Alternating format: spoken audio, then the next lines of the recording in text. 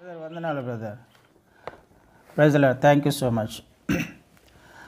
ప్రభు అయిన యేసుక్రీస్తు నామంలో ఈసీవై కుటుంబ సభ్యులందరికీ ఉదయకాల శుభాలు తెలియజేస్తూ ఉన్నాను. దేవాది దేవుడు మరొక రోజు ఈసీవైలో వాక్య పరిచర్య చేయడానికి నాకు ఇచ్చిన అవకాశంను బట్టి ఆయనను ఎంతగానో స్తుతిస్తూ ఉన్నాను. మనం గత కొంతకాలం నుంచి కుటుంబాల పట్ల దేవుని ప్రణాళిక అనే అంశాన్ని మనం నేర్చుకుంటూ వస్తున్నాం. గత వారము అవిశ్వాసి అయిన భార్య లేకపోతే అవిశ్వాసి అయిన భర్త ఒక కుటుంబంలో ఉన్నప్పుడు పరిస్థితులు ఎలా ఉంటాయి అనే విషయాన్ని మనం నేర్చుకుంటూ వచ్చాం. కుటుంబానికి సంబంధించిన అంశం వచ్చింది కాబట్టి ఈ వాక్య భాగాన్ని కూడా మనం నేర్చుకునే ప్రయత్నం చేద్దాం. మనము క్రీస్తు వారి యొక్క గుణగణాలను చెప్పమంటే, క్రీస్తు వారి యొక్క లక్షణాల గురించి ఒకవేళ చెప్పమంటే మనకు తెలిసిన లక్షణాలన్నీ చెప్తాం. ఆయన దయామయుడు, కరుణామయుడు, ప్రేమామయుడు కదా, కనికర పూర్ణుడు, కనికర సంపన్నుడు, రాజాదిరాజు, ప్రభువులకు ప్రభువు, ఇలాంటివన్నీ చెప్తాం. విజయ్ చంద్ర తీసిన సినిమా పేర్లన్నీ చెప్తాం కదండి. ఆయనకున్న లక్షణాలన్నీ, క్షమించేవాడు, కనికరం కలిగినవాడు, ఈ లక్షణాలన్నీ క్రీస్తు వారికి ఉన్న లక్షణాలే. అయితే ఈ వచనాన్ని ఒకసారి చదివినప్పుడు కొద్దిగా ఆశ్చర్యం వేస్తుంది మనకి. ఇక్కడ ప్రభువైన క్రీస్తు వారికి ఉన్న ఒక లక్షణాన్ని ఆయనే చెప్పుకుంటూ ఉన్నాడు కదండి. ఈ వచనాలు చదువుతున్నప్పుడు ఏంటి ఇలా ఉంది అని ఒక్కొక్కసారి మనకు కూడా అనుమానం వస్తుంది. అన్యులు ఈ అంశాన్ని చూపించి, ఈ వచనాలను చూపించి మనల్ని కొద్దిగా ఇరుకున పెట్టే ప్రయత్నం కూడా చేస్తూ ఉంటారు. ఏమని రాయబడింది, నేను ఎందుకు వచ్చాను అని అంటున్నారు క్రీస్తు వారు ఎందుకు వచ్చారో అనే దానిలో ఒక అంశము ఇది కూడా. ఎందుకు వచ్చాను అని చెప్తున్నారు, నేను విరోధం పెట్టడానికి వచ్చాను అని అంటున్నాడు. ఆయనే చెప్తున్నాడు, క్రీస్తు వారు మాట్లాడుతున్న మాటలే. నేను ఒక కుటుంబంలో విరోధము పెట్టడానికి వచ్చాను. కూతురికి తల్లికి మధ్యలో, అత్తకు కోడలికి మధ్యలో, తండ్రికి కుమారునికి మధ్యలో, లేకపోతే ఇంట్లో ఏ రిలేషన్స్ అయితే ఉన్నాయో వారి మధ్యలో విరోధం పెట్టడానికి వచ్చాను, ఖడ్గాన్ని పెట్టడానికి వచ్చాను, సమాధానం తీసుకురావడానికి కాదు నన్ను పంపబడింది, నేను వచ్చింది అన్నట్లుగా ఉంది కదండి వచనాలు. అంటే లిటరల్గా నేను గొడవ పెట్టడానికి వచ్చాను అని మాట్లాడుతుంది ఈ వచనం. గొడవ పెట్టడానికి నేను వచ్చాను, విరోధము పెట్టడానికి నేను వచ్చాను. ఇది క్రీస్తు వారి యొక్క ఒక లక్షణము అని ఒకవేళ మనం అంటే చాలా ఆశ్చర్యం వేస్తుంది కదండి. కొద్దిగా మనకు కొంచెం సందేహం కూడా కలుగుతుంది, ఎందుకు ఇలాంటి మాటలు రావించాడు అని. అంటే చాలామందికి తెలియక అన్యులు కూడా ఈ వచనాన్ని చూపించి ఆయనే చెప్పారు గొడవ పెట్టడానికి వచ్చానని, ఆయనని ఎలా నమ్ముకోవాలి అనే ప్రశ్నలు సహజంగా మనం వింటూ ఉంటాం. వాళ్ళకు తెలియక, వాళ్ళకు అర్థం కాక, ఎందుకు మాట్లాడాడు, ఏ సందర్భంలో మాట్లాడాడు అనే విషయం తెలియక చాలామంది ఈ వచనాలను అనుమానిస్తూ ఉంటారు. ఇది అర్థం కావాలి అని అంటే మీకు ఒక వచనాన్ని చూపిస్తాను. యోహాను సువార్త 15వ అధ్యాయంలో, యోహాను సువార్త 15వ అధ్యాయము 18, 19 వచనాలను చదువుదాం ఒకసారి. యోహాను సువార్త 15వ అధ్యాయము 18, 19 వచనాలను, లోకము మిమ్మల్ని ద్వేషించిన ఎడల మీ కంటే ముందుగా నన్ను ద్వేషించనని మీరు ఎరుగుదురు. మీరు లోక సంబంధులైన ఎడల లోకము తన వారిని స్నేహించును. అయితే మీరు లోక సంబంధులు కారు, నేను మిమ్మను లోకములో నుండి ఏర్పరచుకుంటున్నాయి, అందుచేతనే లోకము మిమ్మును ద్వేషించుచున్నది. లోకము మిమ్మును ద్వేషించుచున్నది. ఎందుకు ద్వేషిస్తుంది లోకము మిమ్మల్ని? మిమ్మల్ని నేను ఏర్పాటు చేసుకున్నారు, మీరు నా యందు విశ్వాసం ఉంచారు కాబట్టి, నేను మిమ్మల్ని ఏర్పరచుకున్నాను కాబట్టి మిమ్మల్ని లోకము ద్వేషిస్తుంది. అంటే ఇక్కడ రెండు రకాలైన మనుషులు కనిపిస్తున్నారు. లోకములో ఉన్న మనుషులు, లోకములో నుంచి ఏర్పరచబడిన మనుషులు కదండి. నేను మిమ్మల్ని లోకములో నుంచి ఏర్పరచుకున్నాను, ఇప్పుడు మీరు లోక సంబంధులు కారు. ఒకవేళ మీరు లోక సంబంధులై ఉన్నట్లయితే మిమ్మల్ని ద్వేషించదు. లోకంలో ఉన్న మనుషులు, మీరు కూడా ఆ మనుషుల వలె ఒకవేళ ఉన్నట్లయితే లోకము మిమ్మల్ని ద్వేషించదు, చక్కగా ఆదరిస్తుంది, తనలో చేర్చుకుంటుంది, ప్రేమిస్తుంది, వారితో పాటుగా నడిపించుకుంటుంది. కానీ మిమ్మల్ని నేను లోకములో నుంచి ఏర్పరచుకున్నాను, ఇప్పుడు మీరు లోక సంబంధులు కాదు, కాబట్టి లోకము మిమ్మల్ని ద్వేషిస్తుంది అని ఖచ్చితంగా రాయబడింది. అంటే ఉదాహరణకి లోకంలో ఒక 100 మంది ఉన్నారు అని అనుకుందాం.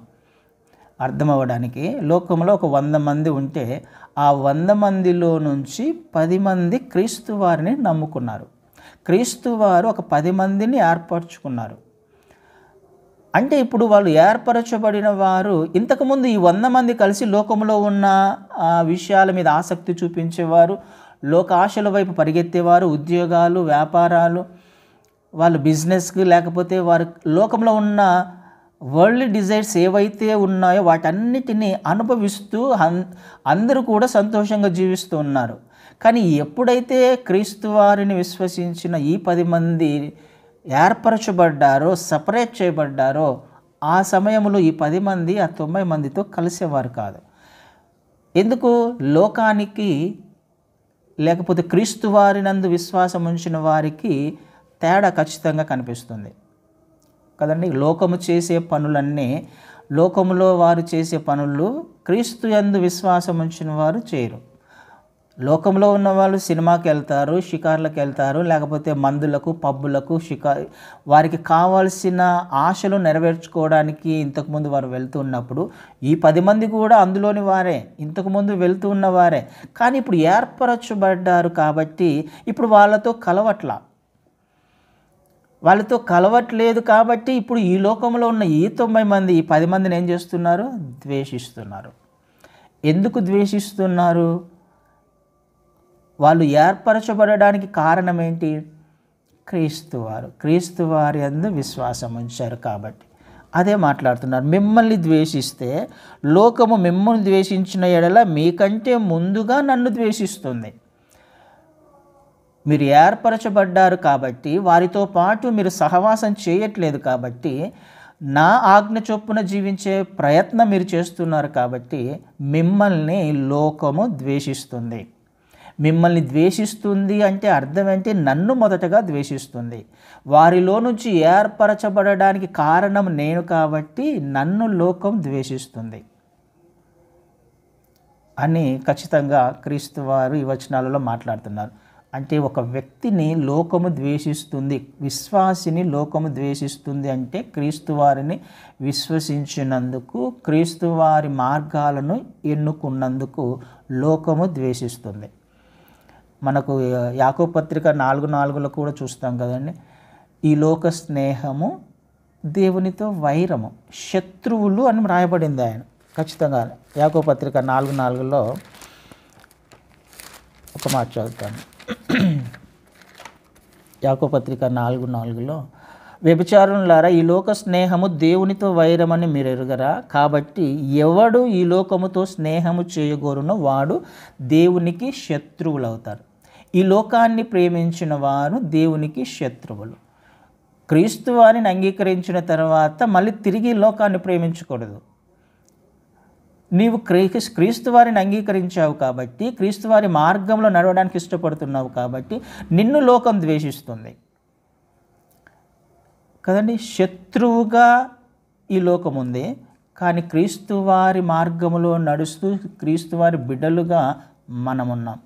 అంటే ఇక్కడ 2 గుంపులు, క్రీస్తు వారిని ప్రేమిస్తున్నవారు, లోకాన్ని ప్రేమిస్తున్నవారు, ఈ ఇద్దరికీ శత్రుత్వము ఉంది అన్న విషయం అర్థమవుతుంది కదా. దీనినే ఇందాక చదవబడిన వాక్య భాగంలో క్రీస్తు వారు ఏమంటున్నారు? ఖడ్గము అంటున్నారు.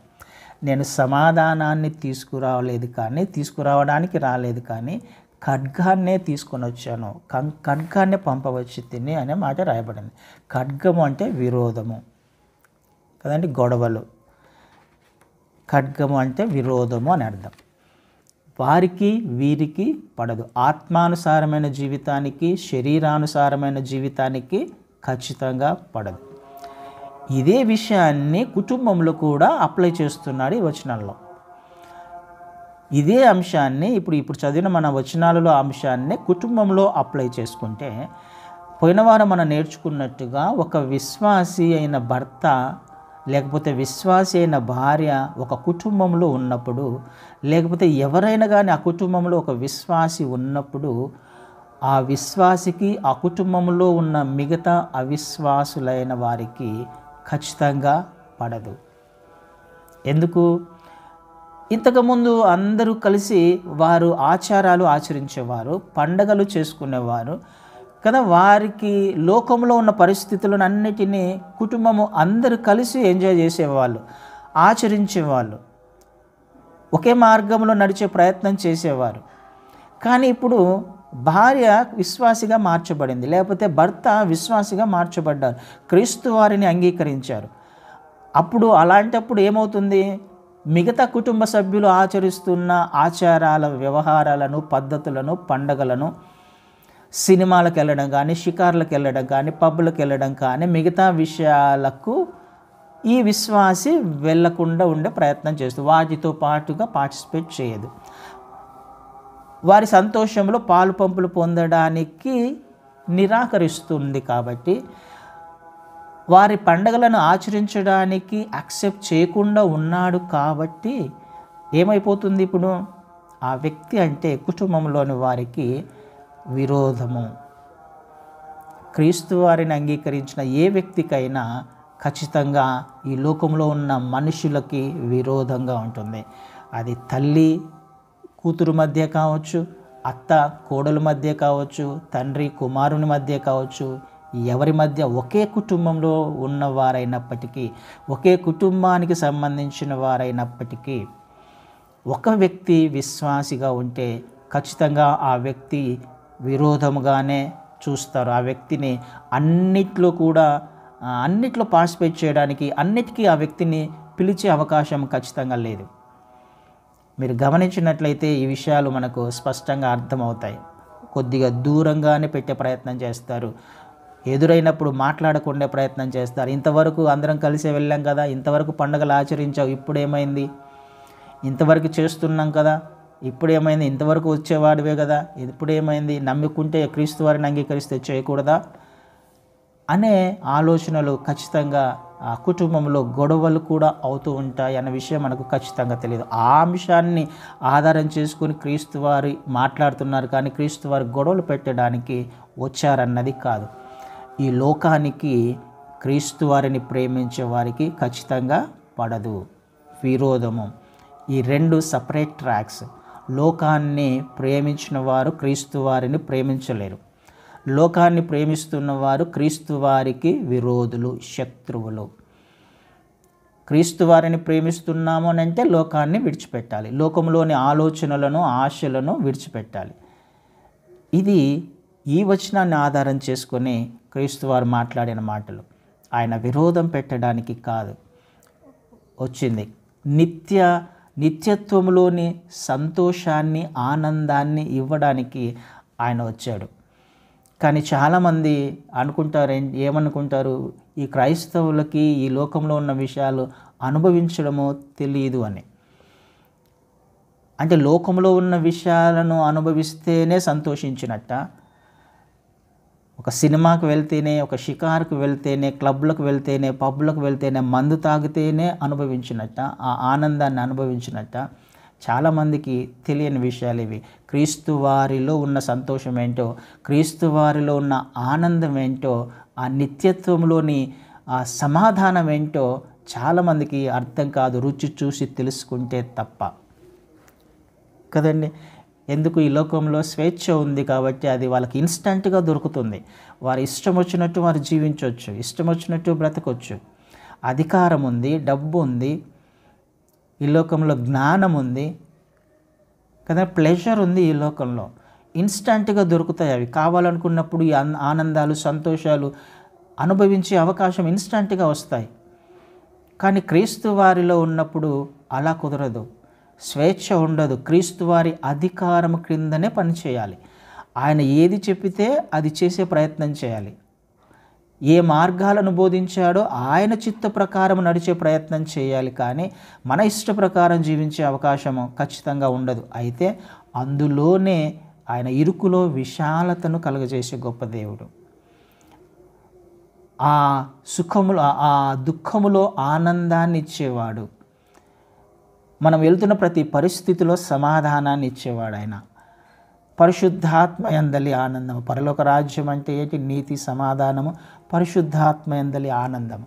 ఆ ఆనందాన్ని అనుభవించిన వారికి మాత్రమే తెలుస్తుంది. అది ఎలాంటి ఇరుకైన మార్గమైనప్పటికీ, ఎలాంటి శ్రమలైనప్పటికీ, ఎలాంటి అననుకూల పరిస్థితులు ఉన్నప్పటికీ ఆయనను రుచి చూసి తెలుసుకున్నవారు ఖచ్చితంగా లోకంలోకి వెళ్ళలేరు. లోకంలో ఉన్నవారు క్రీస్తు వారిని అంగీకరించలేరు. వీరి మధ్య ఖడ్గం ఉంటుంది, వీరి మధ్య విరోధం ఉంటుంది అనే విషయాన్ని మనకు అర్థం కావాలి. ఆయన అంటాడు, అందుకే ఈ లోకంలో ఉన్న శాంతిని కాదు నేను మీకు ఇవ్వాలనుకున్నది, నేను ఇచ్చే శాంతిని ఇవ్వాలని యోహాను సువార్తలోనే అంటాడు. 14వ అధ్యాయంలో 27వ వచనంలో, శాంతి మీకు అనుగ్రహించి వెలుచున్నాను, నా శాంతినే మీకు అనుగ్రహించుచున్నాను, లోకమిచ్చినట్టుగా నేను మీకు అనుగ్రహించుట లేదు, మీ హృదయమును కలవరపడనీయకుడి, వెరవనీయకుడి అని ఖచ్చితంగా నా శాంతిని, నా సమాధానాన్ని ఇవ్వాలని నేను ఇష్టపడుతున్నాను. ఈ లోకములో ఉన్నది కాదు, ఈ లోకములో ఉన్నది టెంపరరీ, అది అశాశ్వతమైనది. కానీ నేను మీకు శాశ్వతమైన సమాధానాన్ని, శాశ్వతమైన నెమ్మదిని, శాంతిని ఇవ్వడానికి ఇష్టపడుతున్నాను.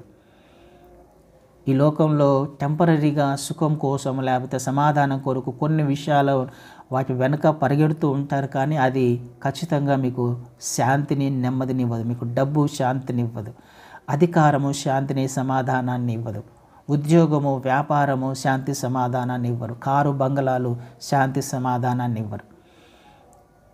మీకు నేనిచ్చే శాంతిని ఇవ్వడానికి ఇష్టపడుతున్నాను. నేను పర్మనెంట్గా ఉండే సమాధానాన్ని ఇష్టపడుతున్నాను.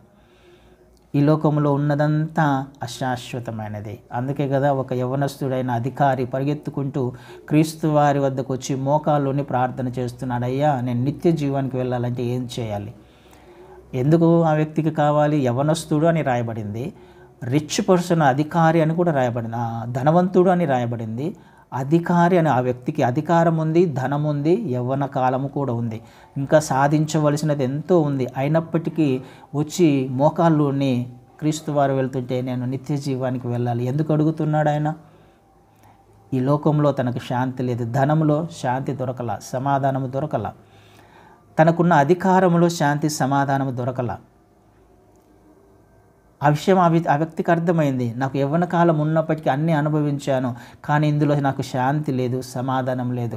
పరిగెత్తుకుంటూ వచ్చాడు, శాంతి కోసం వెతుకుతున్నాడు, సమాధానం కోసం వెతుకుతున్నాడు, నెమ్మది కోసం వెతుకుతూ ఉన్నాడు. ఆ వ్యక్తికి దొరకల. క్రీస్తు వారు ఆ మార్గంలో వెళ్తున్నారని తెలుసుకొని పరిగెత్తుకుని వచ్చి మోకాళ్ళని అడుగుతున్నాను, నేను నిత్య జీవానికి వెళ్ళాలంటే ఏం చేయాలి? అయితే నీకు ఒకటి కొదువగా ఉన్నదని క్రీస్తు వారు చెప్తే దానిని ఆ వ్యక్తి యాక్సెప్ట్ చేయలేకపోయాడు, విడిచిపెట్టుకోలేకపోయాడు. ధనాన్ని, అధికారాన్ని, ఈ లోకం మీద ఉన్న వ్యామోహాన్ని, సమాధానం పొందుకోలేకపోయాడు. ఆయన ఇవ్వడానికి ఇష్టపడుతున్నాడు శాంతిని, సమాధానాన్ని, నెమ్మదిని. కానీ ఈ లోకంలో ఉన్న వాటిని ప్రేమించడం వలన క్రీస్తు వారిని అంగీకరించలేకపోయారు, క్రీస్తు వారి మార్గాన్ని సెలెక్ట్ చేసుకోలేకపోయాడు ఆ వ్యక్తి. ఆయన ఇచ్చే శాంతి, సమాధానము శాశ్వతమైనది. దానికోసం ఈ లోకము ప్రయత్నం చేయట్లేదు, కానీ లోకములో ఉన్న టెంపరరీ కోసం, అశాశ్వతమైన సమాధానం కోసం వెతుకుతూ ఉంది. కానీ క్రీస్తు వారిలో మాత్రమే మనం అది కనుక్కుంటాము. ఆ విషయాన్నే ఆయన ఈ వచనాలలో మాట్లాడుతున్నాడు. నేనిచ్చే శాంతిని ఇవ్వడానికి ఇష్టపడుతున్నాడు, నా నుండి వచ్చే నెమ్మది, సమాధానం ఇవ్వడానికి నేను ఇష్టపడుతున్నాను. అయితే మీరు నన్ను వెంబడించినప్పుడు, నా మార్గాలను ఎన్నుకున్నప్పుడు ఖచ్చితంగా లోకానికి మీకు శ్రమలు ఉంటాయి, లోకంలో మీకు లోకంతో విరోధం ఉంటుంది. కానీ నువ్వు నిలవబడినప్పుడు ఖచ్చితంగా ఆ శాంతిని నువ్వు పొందుకోగలవు, ఆ సమాధానాన్ని పొందుకోగలవు. మరి క్రీస్తు వారికి ఒక పేరు ఉంది కదండి. యెషయా గ్రంథము 9వ అధ్యాయం 6వ వచనంలో సమాధానకర్త అనే మాట మనం చూస్తాం. కుమారుని కంటే కుమారునికి కొన్ని పేర్లు, టైటిల్స్ ఇవ్వబడ్డాయి. ఆయన అక్కడ సమాధానకర్త, అందులో ఒక పేరు సమాధానకర్త. మరి ఆయన సమాధానకర్త అయినప్పుడు, సమాధానాన్ని తీసుకొని వస్తానన్నప్పుడు మరి విరోధము పెట్టడానికి వచ్చానని చెప్పేసి ఎలా అన్నాడు? ఈ వచనము ఆ వచనానికి కుదరట్లేదు కదా, కాంట్రవర్సీగా ఉన్నాయి రెండు వచనాలు. మీరు లేఖనాలను గమనించండి. ఎప్పుడైనా క్రీస్తు వారు నేను ఈ లోకములో సమాధానాన్ని తీసుకుని రావడానికి, ప్రపంచ శాంతిని నెలకొల్పడానికి, మనుషుల మధ్య శాంతిని నెలకొల్పడానికి వచ్చాను అని ఎక్కడా కూడా క్రీస్తు వారు చెప్పలా. ప్రపంచ శాంతిని నేను తీసుకొని వస్తాను అని ఎప్పుడు ఎక్కడా క్రీస్తు వారు లేఖనాల్లో రాయించాల. మరి సమాధానకర్త అంటే అర్థం ఏంటి? ఈ లోకంలో ఉన్న మనుషులు ఇందాక చెప్పబడినట్టుగా ఎవరంతకు వారు స్వార్థంగా జీవిస్తున్నారు. ఎవరి జీవితాన్ని వారు జీవిస్తున్నారు. స్వేచ్ఛగా వారికి కావాల్సినవి అనుభవిస్తూ, వారికి కావాల్సినవి పొందుకుంటూ, ఎదుటి వ్యక్తిని మోసం చేసైనా తనకు కావాల్సినవి సంపాదించుకునే ప్రయత్నం చేస్తూ ఉన్నాడు. ప్రయత్నం చేస్తున్నప్పుడు వారు ఒకరి మీద ఒకరు కోపాలు, ద్వేషాలు పెంచుకుంటూ ఉండి, ఒకరినొకరు గొడవలు పడుతూ, ఒకరినొకరు చంపుకుంటూ ఇష్టానుసారంగా జీవిస్తూ ఉన్నప్పుడు, ఇలా జీవించడం వలన వారి జీవితాలు మరణించిన తర్వాత నరకానికి వెళ్తారు అనే ఉద్దేశంతో ఇలా జీవించడం వలన వీళ్ళు ఎవరికి శత్రువులుగా మారిపోతున్నారు? ఈ లోకంలోని మనుషులు ఒకరి మీద ఒకరు కోపము, ఒకరి మీద ఒకరు ద్వేషము, అసూయలు పెంచుకొని, లేకపోతే లోకాన్ని సంపాదించుకోవడానికి ప్రయత్నం చేస్తూ ఉండడం వలన వీరు ఆటోమేటిక్గా వారికి తెలియకుండానే దేవునికి శత్రువులుగా మారిపోతున్నారు కదా. దేవుని ఉగ్రత వారి మీదకి వస్తుంది. దేవుడు ఎందు నిమిత్తమైతే ఈ లోకాన్ని సృష్టించాడో, ఎందు నిమిత్తమైతే మనిషిని ఈ భూమి మీదకి పంపించాడో అర్థం చేసుకోకుండా, దేవుని స్వరూపము, దేవుని పోలిక ఆయన ఇచ్చాడు అన్న విషయము తెలుసుకోకుండా, ఆ పర్పస్ మర్చిపోయి, ఈ లోకంలోకి మనిషి ఎందుకు వచ్చాడో అన్న విషయాన్ని మర్చిపోయి, తన సుఖం కోసము, తన సంతోషం కోసము, తన కొరకు తను జీవించడం వలన దేవునికి దూరంగా జీవిస్తున్నాడనే విషయము మనిషి అర్థం చేసుకోలేకపోతున్నాడు. తనలో ఉన్నది దేవుని ఆత్మ. ఈ ఆత్మ ఒక్కసారి శరీరాన్ని విడిచిపెట్టి వెళ్ళిపోయిన తర్వాత ఈ మనిషి ఖచ్చితంగా ఈ లోకంలో జీవించిన జీవితాన్ని బట్టి నరకానికి వెళ్తాడు అనే విషయాన్ని గ్రహించలేకపోతున్నాడు. అలా జీవిస్తూ ఉన్నప్పుడు దేవునికి శత్రువులుగా మారితే, దేవుని యొక్క ఉగ్రత వారి మీద వచ్చినప్పుడు ఆ ఉగ్రతను ఆధారం చేసుకుని వీళ్ళు నరకానికి వెళ్తారేమో అని ప్రభువైన క్రీస్తు వారు ఈ లోకంలోకి మనిషికి దేవునికి మధ్యవర్తిగా వచ్చి, దేవునికి మనిషికి మధ్యలో సమాధానం తీసుకురావడానికి వచ్చారే కానీ మనిషికి మధ్యలో సమాధానం తీసుకురావడానికి కాదు. వారు ఒకరు రాజ్యం మీదకి రాజ్యం లేస్తుంది, మనిషి మీదకి మనిషి లేస్తున్నారు. వారి మధ్యలో కోపాలు ఉన్నాయి, ద్వేషాలు ఉన్నాయి. వారి మధ్య సమాధానం తీసుకొని వస్తాను అని చెప్పేసి ఆయన ఈ లోకంలోకి రాలేదు. దేవుని ఉగ్రత వారి మీదకి వస్తుందేమో, ఆ ఉగ్రతను మనిషి తట్టుకోలేడు. నిత్య నరకంలో యుగయుగములు కాలిపోవలసిందే దేవుని ఉగ్రత వచ్చినప్పుడు. దేవుని కోపము ఆ మనిషిని, ఆ జీవితాన్ని, ఆ కుటుంబాన్ని నాశనం చేస్తుంది. కానీ దేవుని ఉద్దేశం అది కాదు. వారి మధ్యలో సమాధానం తీసుకురావాలని ఆయన వచ్చాడు కానీ మనుషుల మధ్య సమాధానాన్ని తీసుకురావడానికి కాదు. రోమీలకు రాసిన పత్రికలో అదే మాట మనం చూస్తాం. రోమీలకు రాసిన పత్రిక 5వ అధ్యాయంలో మొదటి వచనాన్ని చదువుతాను. కాబట్టి విశ్వాస మూలమున మనము నీతిమంతులముగా తీర్చబడి మన ప్రభువైన యేసుక్రీస్తు ద్వారా దేవునితో సమాధానము కలిగి ఉందుము. దేవునితో సమాధానము కలిగి ఉందుము. ఎవరి ద్వారా? మన ప్రభువైన క్రీస్తు ద్వారా. ఆయన ఎందుకు వచ్చాడు? క్రీస్తు ద్వారా దేవునితో సమాధానం కలిగి ఉండడానికి. మనిషికి సమాధానం కలిగి ఉండడానికి, సమాధానం తీసుకురావడానికి కాదు క్రీస్తు వారు వచ్చింది. దేవునికి మీకు మధ్యలో విరోధం ఉంది, ఖడ్గం ఉంది. ఎందుకు? మనిషి తన స్వేచ్ఛను చూసుకుంటున్నాడు, తన ఇష్ట ప్రకారం జీవిస్తున్నాడు కాబట్టి, దేవుణ్ణి మర్చిపోయాడు కాబట్టి, మర్చిపోయి జీవిస్తే ఏమవుతుందో క్రీస్తు వారికి తెలుసు కాబట్టి దేవునికి మనిషికి మధ్య సమాధానం తీసుకురావడానికి వచ్చాడు. అది సమాధానకర్త. ఆ విషయాన్ని యోహాను సువార్తలో కూడా మనం చూస్తాం. యోహాను సువార్త 16వ అధ్యాయంలో, యోహాను సువార్త 16:33లో చదువుతాను. నా యందు మీకు సమాధానము కలుగునట్లు ఈ మాటలు మీతో చెప్పుచున్నాను. లోకములో మీకు శ్రమ కలుగును, ఆయనను ధైర్యం తెచ్చుకొనుడి, నేను లోకమును జయించును. లోకంలో ఏముంది? శ్రమలు ఉన్నాయి. లోకంలో విరోధం ఉంది. లోకంలో ఖడ్గం ఉంది. లోకం మిమ్మల్ని ప్రేమించదు. లోకములో విరోధం ఉంది, కానీ నాలో మీకు సమాధానం ఉంది. నా ద్వారా దేవునితో మీకు సమాధానం ఉంది. కదండి. దేవునితో సమాధానపరచడానికి క్రీస్తు వారు వచ్చారు. దేవునితో సమాధాన పడినవాడు ఈ లోకములో ఎవరితోనైనా సమాధాన పడగలడు కదండి. దేవునితో సమాధాన స్థితి ఉన్నవాడికి ఈ లోకంలో ఏ మనిషితో అయినా, ఏ కుటుంబంలోని ఏ వ్యక్తితో అయినా, సంఘంలోని ఏ విశ్వాసితో అయినా, ఏ పాస్టర్తోనైనా, ఏ సేవకునితోనైనా ఖచ్చితంగా సమాధానం ఉంటుంది. దేవునితో సమాధాన స్థితి ఒకవేళ కలిగి ఉన్నాము అని అంటే ఖచ్చితంగా ఎదుటి వ్యక్తితో సమాధాన పడగలడు. అందుకనే మొదటగా దేవునితో సమాధానపరచడానికి ఆయన వచ్చాడు. సమాధానకర్త అందుకు ఆయన వచ్చాడు. ఎందుకు? దేవుని ఉగ్రత నీ మీద నా మీద రాకుండా. మొట్టమొదటిగా దేవుని ఉగ్రత గురించి నాకు అర్థమైనప్పుడు, దేవుని కోపం గురించి నాకు అర్థమైనప్పుడు, నా కుటుంబంలో వారి మీదికి రాకుండా ఉండడానికి దేవుడు నిన్ను, నన్ను, మనల్ని ఎన్నుకున్నాడు. అందుకనే మనము ఏర్పరచబడ్డాము ఈ లోకములో నుంచి. ఎందుకు? నువ్వు తెలుసుకున్న ఈ రుచిని, నువ్వు తెలుసుకున్న ఈ సంతోషాన్ని, ఈ ఆనందాన్ని, ఈ సమాధానాన్ని, శాశ్వతమైన ఈ సమాధానాన్ని నీ కుటుంబంలో వారికి నీవు రుచి చూపించడానికి దేవుడు అందుకనే నిన్ను, నన్ను, మనల్ని ఎన్నుకున్నాడు. నీ కుటుంబంలో ఒకవేళ గొడవలు ఉండొచ్చేమో, నీ భార్యతో, లేకపోతే భర్తతో, లేకపోతే నీ అన్నతోనో, తమ్మునితోనో, అక్కతోనో, చెల్లెలతోనో, అత్తతోనో, కోడలతోనో ఎవరితో సమాధానం లేని స్థితి ఉండొచ్చు. క్రీస్తు వారిని అంగీకరించినందుకు ఆయన కానీ భయపడాల్సిన అవసరం లేదు. ధైర్యం తెచ్చుకోండి.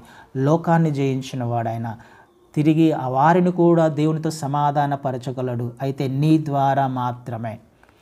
నీకు దేవునితో సమాధానం ఉన్నప్పుడు, దేవుని మార్గాలలో నువ్వు నడుస్తున్నప్పుడు ఆయన ఎదుటి వ్యక్తి జీవితంలో కార్యం చేసి వారిని దేవునితో సమాధానపరచగలడు. ఆ పరిచర్యను దేవుడు మనకిచ్చాడు. అందుకనే కదా కొరింథీయులకు రాసిన 2వ పత్రికలో కూడా మనం చూస్తాం అన్నమాట. 2 కొరింథీయుస్ 5వ అధ్యాయంలో 18వ వచనాన్ని చదువుతాను. సమస్తమును దేవుని వలనైనవి, ఆయన మనలను క్రీస్తు ద్వారా తనతో సమాధానపరుచుకొని ఆ సమాధానపరచు పరిచర్యను మాకు అనుగ్రహించెను. సమాధానపరచు పరిచర్య మనది. క్రీస్తు వారిని అంగీకరించాము అని అంటే, క్రీస్తు వారితో నీకు సమాధానం ఉంది, సమాధాన స్థితిలో నువ్వు ఉన్నావు అని అంటే పరిచర్య నీకు తెలియకుండానే ఇవ్వబడింది అన్న విషయం నీకు అర్థం అవ్వాలి. దేవునితో సమాధానపరిచే పరిచర్యను నువ్వు చేస్తున్నావు అని అర్థం అవ్వాలి. క్రీస్తు వారిని అంగీకరించావు. ఎందుకు? నీ చుట్టుపక్కల ఉన్నవారు అనేక మంది ఈ లోకములో జీవిస్తూ దేవునికి శత్రువులుగా మారుతున్నారు. దేవునికి శత్రువులుగా మారుతున్నప్పుడు దేవుని ఉగ్రత వారి మీదకి రాబోతుంది. దేవుని ఉగ్రత వచ్చినప్పుడు వారి నరకానికి లాక్కు వెళ్ళబడుతున్నారు. వాళ్ళు ఈడ్చుకెళ్తున్నారు ఈ లోకము అధికారి వాళ్ళని. అలాంటప్పుడు చేయాల్సిన పని, నిన్ను, నన్ను దేవుడు ఏర్పరచుకున్నాడు. ఈ లోకములో నుంచి ఏర్పరచబడ్డ వారము. ఎందుకు? దేవునితో సమాధానపరిచే పరిచర్యను మనం చేస్తున్నాం. ప్రతి విశ్వాసి, సేవకులు మాత్రమే కాదు, ప్రతి విశ్వాసి, దేవునితో సమాధానపరచబడిన వారందరూ కూడా, అందరికీ దేవుడు ఒక పరిచర్యనిచ్చాడు. సమాధానపరిచే పరిచర్య. నీ కుటుంబంలో వారిని దేవునితో సమాధానపరచడానికి నువ్వు సువార్త ప్రకటించాల్సిన అవసరంలా. నీ జీవితమే, నీ సాక్ష్య జీవితమే ఎదుటివారి జీవితంలో కార్యం ఖచ్చితంగా జరిగిస్తుంది. ఎందుకు? దేవుని మార్గాలను నువ్వు ఎన్నుకున్నావు కాబట్టి, దేవుని చిత్తంలో జీవించే ప్రయత్నం చేస్తున్నావు కాబట్టి. విరోధం ఉంటుంది ఖచ్చితంగా. కుటుంబంలో ఒకవేళ అవిశ్వాసులైన వారు ఉన్నప్పుడు ఖచ్చితంగా విరోధం ఉంటుంది, ఖడ్గం ఉంటుంది. ఒకవేళ వారికి చెప్పినట్టుగా వినకపోతే, వారి మార్గంలో వెళ్ళకపోతే, వారిని నేను మిస్ చేసుకుంటానేమో, వారిని కోల్పోతానేమో అని ఒకవేళ భయం ఉండొచ్చేమో. కానీ భయపడాల్సిన అవసరం లే. వాళ్ళు దూరం అయ్యే పరిస్థితి వస్తుందేమో కానీ దూరం అవ్వరు. ఎందుకు? దేవునికి నువ్వు దగ్గరగా ఉన్నావు, దేవుని మార్గాలను నువ్వు ఎన్నుకున్నావు, దేవుని చిత్తంలో జీవించే ప్రయత్నం చేస్తున్నాడు కాబట్టి వారిని సమాధానపరిచి తిరిగి క్రీస్తు మార్గంలో నడిపించడానికి దేవుడు సమర్థుడు. హల్లెలూయా. అదే కదా ఇందాక 10వ అధ్యాయంలో మనం చూసినట్టుగా, నాకు పాత్రులుగా ఉండాలంటే నీ సిలువను నువ్వు ఎత్తుకొని నడవాలి. అన్నదమ్ములనైనా అక్క చెల్లెలనైనా విడిచిపెట్ట. మొదటి ప్రయారిటీ నాదిగా ఉండాలి. నువ్వు ఏదైతే కోల్పోతావో, నువ్వు ఏదైతే నా కొరకు విడిచిపెట్టుకోవడానికి ప్రయత్నం చేస్తావో దానిని నువ్వు తిరిగి పొందుకుంటావు. నువ్వు ఏదైతే సంపాదించుకునే ప్రయత్నం చేస్తావో నేను కాకుండా దానిని నువ్వు ఖచ్చితంగా కోల్పోతావు. ఖచ్చితంగా రాయబడింది కదండి. నువ్వు ఏదైతే సంపాదించుకోవడానికి అనుకుంటున్నావో ఫస్ట్ ప్రయారిటీ నేను కాకుండా నువ్వు ఈ లోకంలోనిది ఏది సంపాదించుకోవడానికి ప్రయత్నం చేసినా అది ఒకరోజు నువ్వు కోల్పోతావు. ఎందుకు? లోకము ఖచ్చితంగా తీసుకువెళ్తుంది వారిని. ఏదో ఒక సమయంలో వ్యక్తుల మధ్య, మనుషుల మధ్య అసమాధానం వచ్చే అవకాశము పరిస్థితుల ద్వారా ఉంది. ఎందుకు? ఏ వ్యక్తి మనస్తత్వం ఒకలా ఉండదు కదా, పరిస్థితులను బట్టి మారుతూనే ఉంటారు. కాబట్టి ఆలోచన చేసే ప్రయత్నం చేద్దాం. నువ్వు దేవుని మార్గాలను ఎన్నుకున్నప్పుడు, విశ్వాసం ఉంచినప్పుడు, ఆయన మార్గాలను సెలెక్ట్ చేసుకున్నప్పుడు నీకు నీ బంధువులు లేకపోతే స్నేహితులు లేకపోతే నీ రక్త సంబంధికులే దూరం అయ్యే అవకాశము ఉండొచ్చు. అలా కనిపిస్తుంది, కానీ ఖచ్చితంగా వారు దూరం అవ్వరు. దేవుడు వాళ్ళను తిరిగి సమాధానపరచగలడు. అయితే నీ మార్గాన్ని మాత్రం నువ్వు విడిచిపెట్టడానికి ఎప్పుడు కూడా ప్రయత్నం చేయకు. క్రీస్తు వారిని అంగీకరించిన తర్వాత ఆయన మార్గంలో నడవడం తప్ప క్రైస్తవులకు వేరే మార్గం లేదు.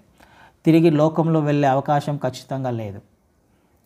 ఒక్కసారి ఆయన మార్గంలో ఆయన యందు విశ్వాసం ఉంచాను అని అంటే, నమ్మకంగా జీవిస్తాను అని తీర్మానం తీసుకున్నావు అని అంటే, అది చనిపోయేంత వరకు నిబంధన. ఇది క్రీస్తు వారితో నిబంధన. ఆటోమేటిక్గా పరిస్థితులన్నిటినీ, అందుకనే 8:28 మనం చూస్తాం కదా రోమిలకు రాసిన పత్రికలో, ఆయనను ప్రేమించిన వారికి, ఆయన సంకల్పము చొప్పున పిలువబడిన వారికి, ఆయనను ప్రేమించి ఆయన సంకల్పము నెరవేర్చే వారికి, ఆయన మార్గంలో నడుస్తున్న వారికి సమస్తము కూడా ఆయన మేలుగా మారుస్తానని వాగ్దానం చేశాడు. ఆ వాగ్దానం చేసిన వాడు నమ్మదగినవాడు, ఖచ్చితంగా వాగ్దానాన్ని నెరవేర్చేవాడుగా ఉన్నాడు. కాబట్టి నీ పరిస్థితులు ఎలా ఉన్నప్పటికీ నీవు నమ్ముకున్న క్రీస్తు వారిని, ఆయనను విశ్వసించావు, ఆ విశ్వాసాన్ని ఎప్పుడు కూడా విడిచిపెట్టమాక. బలహీనపడొద్దు. పరిస్థితులు అననుకూలంగా ఉన్నప్పటికీ, నాకు దూరం అవుతారు నా వారు అని నువ్వు అనుకున్నప్పటికీ, దూరం అయ్యేట్టు కనిపించవచ్చు, కొంతకాలం దూరం అవ్వచ్చేమో, కానీ తిరిగే వారిని ఖచ్చితంగా సమకూర్చగలిగిన సమర్థుడు ఆయన. ఆమేన్.